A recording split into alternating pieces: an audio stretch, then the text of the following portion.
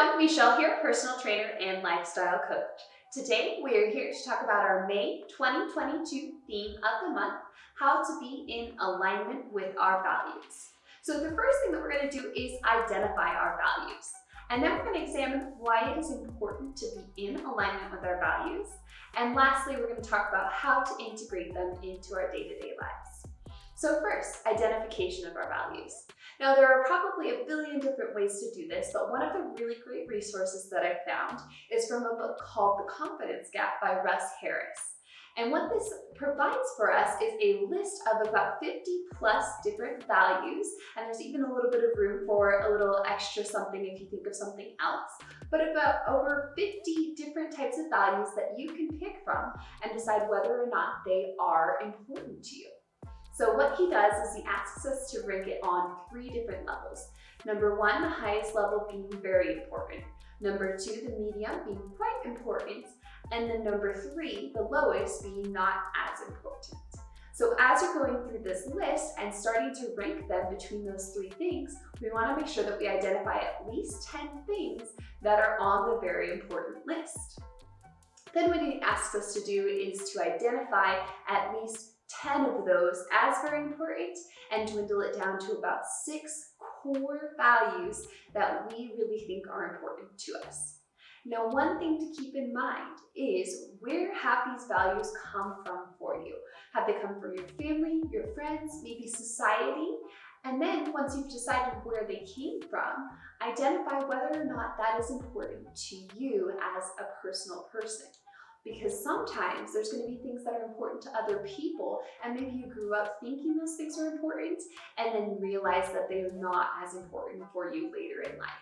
And again, keep in mind that our values change as we grow. So that's great to be able to identify that they're not always going to be the same thing.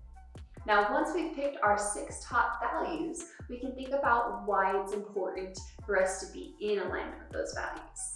Now, what these values do is they essentially create a guide for us. When we're making decisions, our decisions should be in alignment with those values.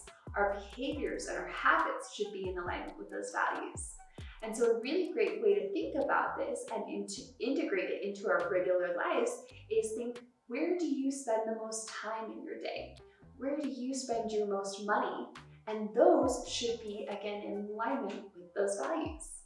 And if they're not, it's important for us to consider why and what changes might need to be made in our lives to make sure that we are going to be the person that we want to be, that we are following those values that we find important for ourselves. So once we've started to identify what our values are, we know why they're important, and we start to examine our behaviors to see whether or not we are in alignment with our values, this is when we get to double check ourselves. Is that value really important to you if you're not in alignment with it? And if the answer is no, then take another look. Maybe there's something else that's more important to you.